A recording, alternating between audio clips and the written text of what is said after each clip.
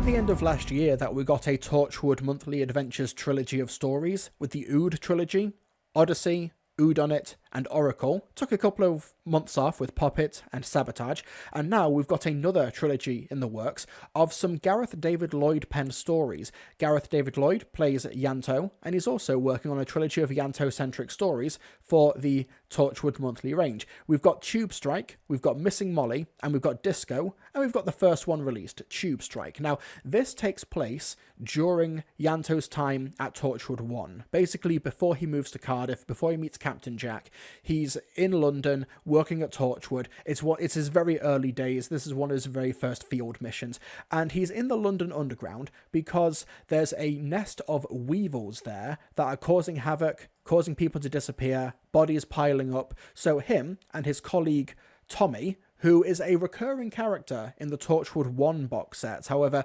this is my introduction to the character because I've not properly listened to any other Torchwood 1 box sets. He's been a recurring character in the Big Finish audio realms for like quite a few years now, maybe like 6 or 7 years. So yeah, he's been a long time recurring character, one of the old guard of like jaded Torchwood members who was trying to show Ianto Jones the ropes here. They go into the London Underground to try and figure out why there are so many weevils here. Are they multiplying? Are they doing something much more nefarious than meets the eye in the London Underground? Ianto and Tommy are trying to keep the people of London safe. However, you've got Bill, played by Derek Elroy, who has been doing some maintenance work, who's been doing some construction work near the Underground, and they've been trying to delay the construction because it's disturbing the weevils. They're trying to say it's an archaeological find, but Bill is not having any of it. He's trying to make sure that he can do his job and fulfill his contract. They're on their way home from one of their escapades on the tube one day when a bunch of weevils start attacking the carriage. Let's play a clip from Torchwood Tube Strike. What the bloody hell was that? Well, Bill, you were right. It's not a Viking. Sounds like more than one, not a Viking. Ladies and gents, we seem to be experiencing some engineering, we've lost radio contact with everyone! Woohoo! And the train in front of us seems to be having difficulty. Oh,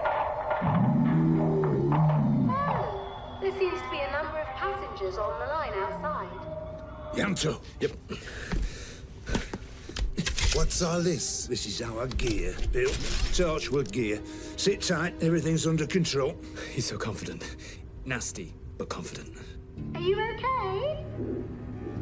You can't be out there, it's dangerous. There's electric. Are you from the other train? Don't let it in. Don't let it in. Come around to my cab door. I'll let you in. Oh, she's off her trolley. Don't open your door. Don't open your door. I'll just open the door. We've got to go to her. Shit, get down. They're everywhere. Tommy?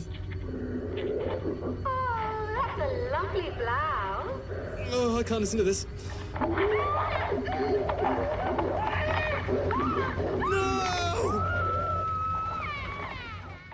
Torchwood Tube Strike is drawing from quite a few inspirations here. I think we've got a bit of like The Descent. We've got a bit of the Midnight Meat Train from Clive Barker.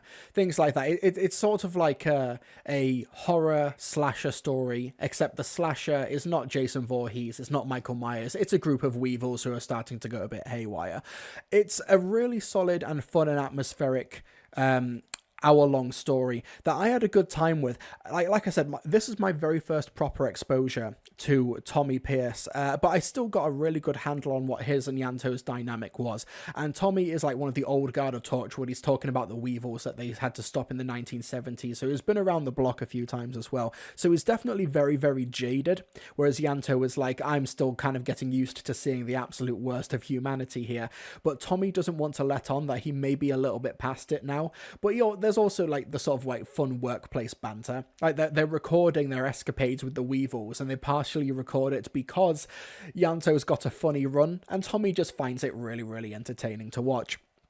So what we have with Tube Strike is this survival story in the London Underground. Great sound design, fun characters. I think Bill, played by Derek Elroy, is an interesting inclusion. It's a fun character to have the sort of outsider who knows nothing about Torchwood along for the ride. And they do a really great thing with his character as well, where it's sort of like it really like epitomizes what I love about the Weevils as a concept in the Torchwood series, where they are basically a Rorschach. Like Bill thinks that one of the big Weevils is like somebody who he knows who went missing and is presumed dead because he's also wearing the clothes. Like, are they transforming? Are the people who are going missing, are they transforming into the Weevils? Is that why they're wearing the clothes? Or is it just a coincidence? Are they stealing the clothes from their victims, for example? Or is there something else a bit to it?